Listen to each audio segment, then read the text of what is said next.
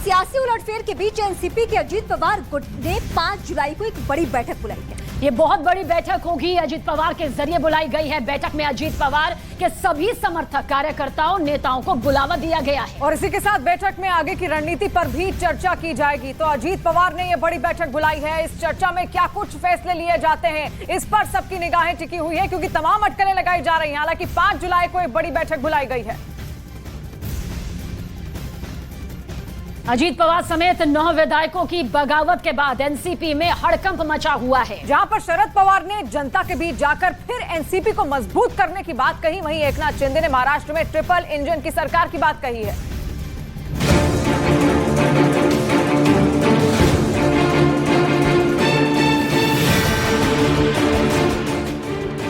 NCP में टूट, शरद पवार खेमे में हड़कंप। शरद पवार आगे क्या करेंगे? शरद पवार के शक्ति प्रदर्शन से बनेगी बात।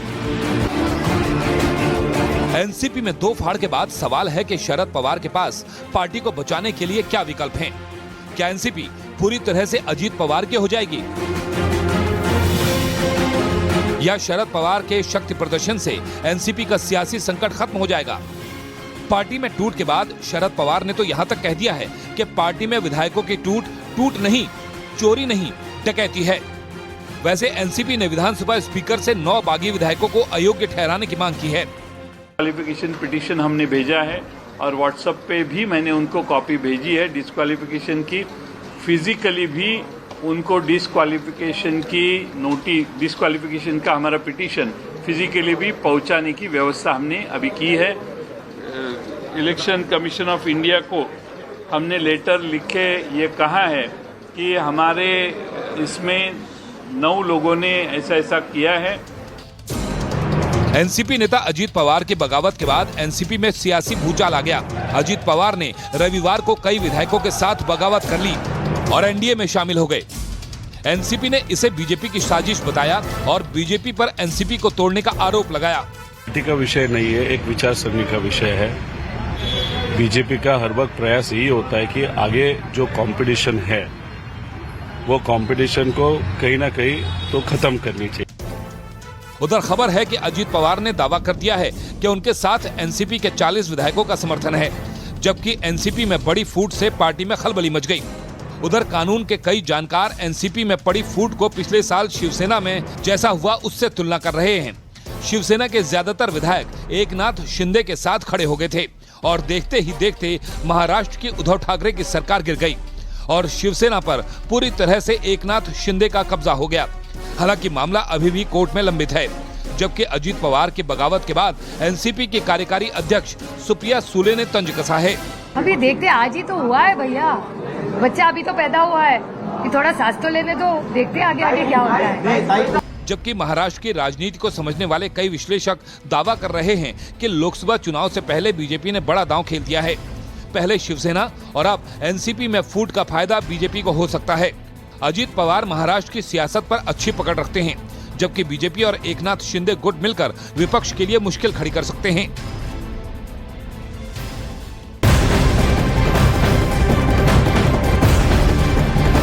अजीत पवार की बगावत के बाद शरद पवार ने प्रेस कॉन्फ्रेंस करते हुए विरोधियों को जवाब भी दिया।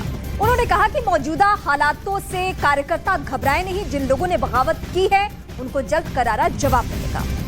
तो महाराष्ट्र की सियासत में देखिए किस तरह से इस वक्त हड़कंप मचा हुआ है। वार प्रतिवार यहां पर लगातार जारी है। शरद पवार जिनका एक लंबा राजनीतिक सफर यहां पर रहा है, एक बहुत बड़ा झटका लोकसभा 2024 के चुनाव से पहले, जहां पर बताया जा रहा है कि यह बीजेपी के लिए एक बड़ा संकेत है कि किस तरह से वो अपनी जमीन अब और मजबूती के साथ इस समर्थन के साथ तैयार करेगी। 1988 में मेरी पार्टी की स्ट्रेंथ 69 थी।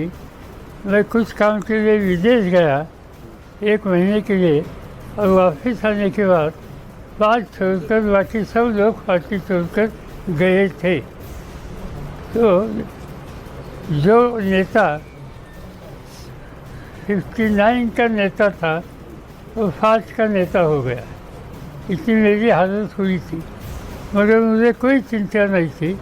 मैंने पूरा महाराष्ट्र घुमा कर लोगों को मिलकर एक अलग माहौल पैदा किया और जब चुनाव हुआ तब जो हमारी स्ट्रेंथ थी वो रही, सब लोग चुनकर आ गए। और जब छोड़कर गए, इनमें से 3 या 4 छोड़कर बाकी सब डिफीट हो गए। और इसलिए ये मेरा फास्ट एक्सपीरियंस 2-3 बार ऐसा है, इसलिए कितने गए, कौन गए, इसकी जांच मैं कभी करता नहीं हूँ। अब आपको शरद पवार के परिवार के बारे में एक एक करके बताते हैं। शरद पवार 11 भाई बहनों में 9वें नंबर पर हैं और शरद पवार के पिता गोविंदराव पवार और मां शारदाबाई के कुल 11 बच्चे हैं। ये उनका पूरा परिवार।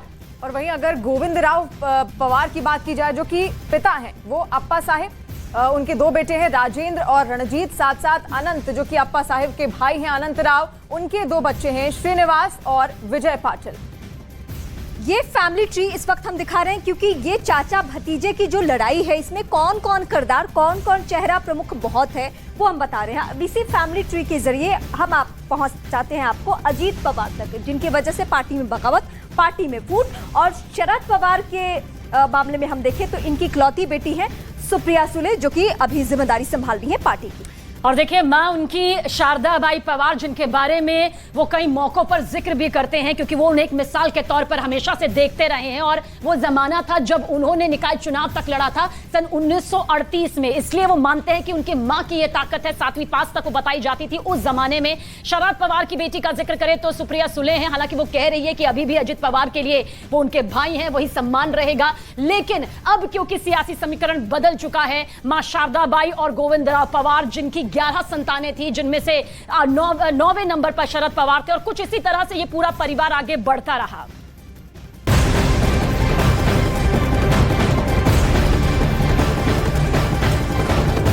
तो महाराष्ट्र की सियासत पर सूत्रों के हवाले से बड़ी खबर आप तक पहुंचा दे। 9 जुलाई को शिंदे सरकार का मंत्रिमंडल का विस्तार यहां पर होगा। और इसी के साथ अजीत पवार समेत एनसीपी के 9 बागी विधायकों ने कल मंत्री पद की शपथ ली थी।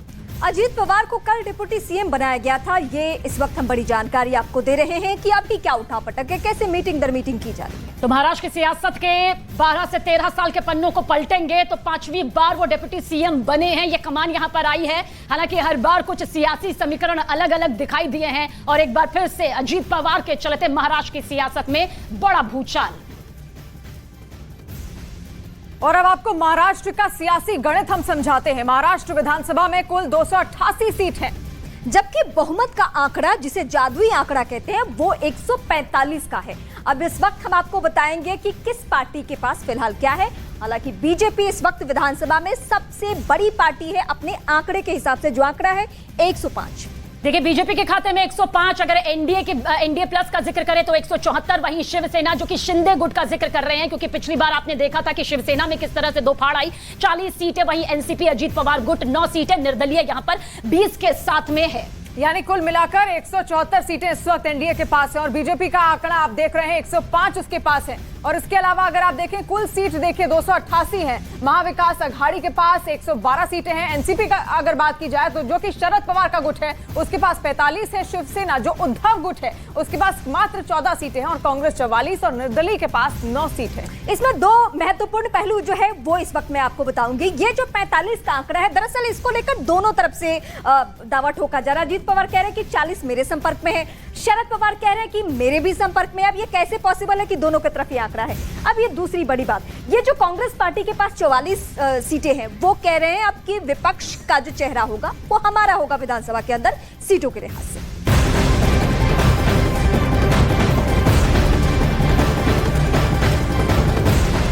और इस वक्त एक और बड़ी खबर है, एनसीपी में बगावत मामले में शरद पवार गुट की तरफ से दूसरी बड़ी कार्रवाई इस वक्त हो चुकी है। वो खबर बताएंगे हम आपको। एनसीपी ने दरअसल अकोला जिले के अध्यक्ष विजय देशमुख को पार्टी से बाहर का रास्ता यहां पर दिखा दिया है। विजय देशमुख कल अजीत पवार के शपथ ग्रहण में शामिल भी हुए थे, लेकिन फिलहाल उनको अब यहां पर बाहर का रास्ता दिखा दिया गया है। तो जितने भी बगावती हैं उनके खिलाफ सख्त तेवर यहां पर पार्टी ने अपनाया है।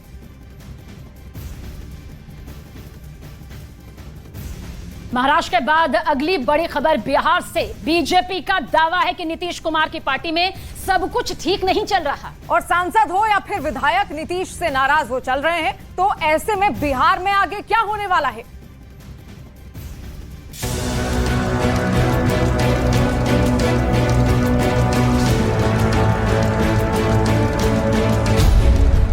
2024 से पहले नीतीश की पार्टी टूटेगी? क्या लालू की पार्टी पर खतरा मंडरा रहा है? क्या अखिलेश के बनाए गठबंधन में दरार पड़ने वाली है? शरद पवार के परिवार में बगावत के बाद विपक्षी एकता पर संकट के बादल मंडराने लगे हैं। अब तो बात यहां तक होने लगी है कि कहीं बिहार में भी मुंबई वाली पिक्चर न दिख जाए। बिहार में बीजेपी के बड़े नेता सुशील मोदी ने खुले तौर पर महागठबंधन में टूट की बात कही है। बिहार में भी बगावत की स्थिति बन रही है, क्योंकि नीतीश कुमार ने पिछले 17 साल में कभी भी विधायकों और सांसदों को कभी मिलने के लिए 1 मिनट भी समय नहीं दिया। साल साल भर लोगों को इंतजार करना पड़ता था। अब वो प्रत्येक विधायक सांसद को आधा घंटा समय दे रहे हैं। सुशील मोदी का दावा है कि बिहार में भी महाराष्ट्र जैसी स्थिति बन सकती है। इसे भांपकर नीतीश कुमार ने विधायकों से 1-to-1 बात करना शुरू कर दिया है। जेडीयू के विधायक और सांसदों को न ही राहुल गांधी स्वीकार हैं और न ही तेजस्वी यादव। नीतीश कुमार ने राहुल गांधी को एक प्रकार से अगली लड़ाई के लिए नेता स्वीकार कर लिया और तेजस्वी यादव को अपना उत्तराधिकारी बना दिया। तब से जनता दल में विद्रोह की स्थिति है। कोई भी जनता दल का विधायक सांसद न तो राहुल गांधी को स्वीकार करने के लिए तैयार है और न ही तेजस्वी यादव को। और इसलिए, और देखिए, बड़ी संख्या में जो सांसद हैं उनको मालूम है कि उनका टिकट कटने वाला है। सुशील मोदी की माने तो लोकसभा चुनाव में जेडीयू को आरजेडी 10 सीटें भी देने को तैयार नहीं है। ऐसे में टिकट कटने के डर से जेडीयू में भगदड़ जैसी स्थिति है। पिछले बार 17 सीट मिली थी, यानी क्या इस बार जनता दल को 17 सीट मिलेगी? और इसलिए, और आज की स्थिति में 8-10 से ज़्यादा सीट मिलने की कोई गुंजाइश नहीं है। तो जो सांसद हैं उनको भी लगता है कि पता नहीं उनका भविष्य क्या होगा। फिर नीतीश कुमार के बाद जनता दल का कोई भविष्य नहीं है। सारे लोग अपना भविष्य अंधकार में देख रहे हैं और इसलिए एक भगदड़ की स्थिति है। वो जो सांसद है, विधायक दूसरे दलों से संपर्क कर रहे हैं।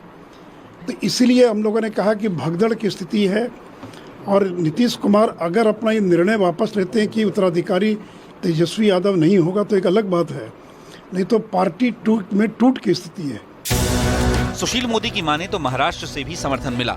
रिपब्लिकन पार्टी ऑफ इंडिया के अध्यक्ष रामदास आठवले का दावा है कि महाराष्ट्र की तरह बिहार में भी विपक्ष में फूट पड़ सकती है। जब से नीतीश कुमार जी ने ये फैसला लिया कि बीजेपी को छोड़कर वो आरजेडी के साथ चले गए, पहले आरजेडी के साथ सरकार बनाई थी और फिर बीजेपी के साथ आ गई, तो इसीलिए उनके एमएलए में नाराजगी है और आरजेडी के साथ रहना उनको बिल्कुल पसंद नहीं है। इसीलिए कुछ एमएलए में मतलब जरूर असंतोष है और बिहार में भी जेडीयू में फूटपाट हो सकती है।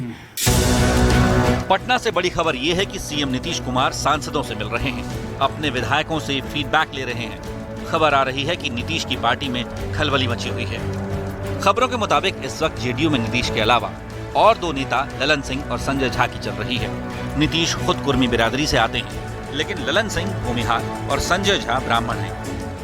सुशील मोदी जी का बयान है कि ऐसे विद्रोह बिहार में संभव है, तो बिहार में ऐसे लोगों का इन्फ्लुएंस होना एकदम नहीं है, क्योंकि बिहार में माननीय नीतीश कुमार जी के नेतृत्व में महागठबंधन की सरकार सफलतापूर्वक चल रही है और ये ख्याली पुलाव पकाना सुशील मोदी छोड़ें। खबर है कि जेडीयू के बड़े पिछड़े नेता बीजेपी से सिग्नल का इंतजार कर रहे हैं। यूपी में अखिलेश यादव का साथ ओम प्रकाश राजभर करीब छोड़ चुके हैं। अखिलेश यादव का गठजोड़ टूट चुका है। लालू यादव के कहने पर अखिलेश यादव पटना तो आए, लेकिन कांग्रेस से हाथ नहीं मिला सके। केंद्रीय मंत्री रामदास आठवले की माने तो आरएलडी नेता जयंत चौधरी अखिलेश यादव से नाराज हैं, इसलिए वो पटना में विपक्ष की बैठक में नहीं गए। उत्तर प्रदेश में भी जयंत चौधरी जैसे नेता भी पटना की मीटिंग में नहीं गए थे, तो वो भी मतलब एनडीए के साथ आ सकते हैं और समाजवादी पार्टी में भी फूट होने की संभावना है, हो सकती है। रामदास आठवले के दावों पर यकीन करें तो पटना में जुटा एंटी मोदी मोर्चा 2024 से पहले ही बिखरने लगा है। विपक्ष के मोर्चे की एक ही पहचान है, कांग्रेस गांधी परिवार की पार्टी मानी जाती है, टीएमसी ममता और उनके भतीजे अभिषेक बनर्जी की पार्टी, नेशनल कॉन्फ्रेंस अब्दुल्ला परिवार की पार्टी, पीडीपी मुफ्ती खानदान की पार्टी, एसपी अखिलेश यादव की पार्टी, आरजेडी लालू यादव की पार्टी, डीएमके में स्टालिन परिवार का दबदबा। लेकिन अब पवार परिवार में फूट के बाद अजीत पवार मोदी के नाम पर बीजेपी में आ गए तो महाराष्ट्र में बीजेपी का पलड़ा भारी हो गया है। अब महाराष्ट्र में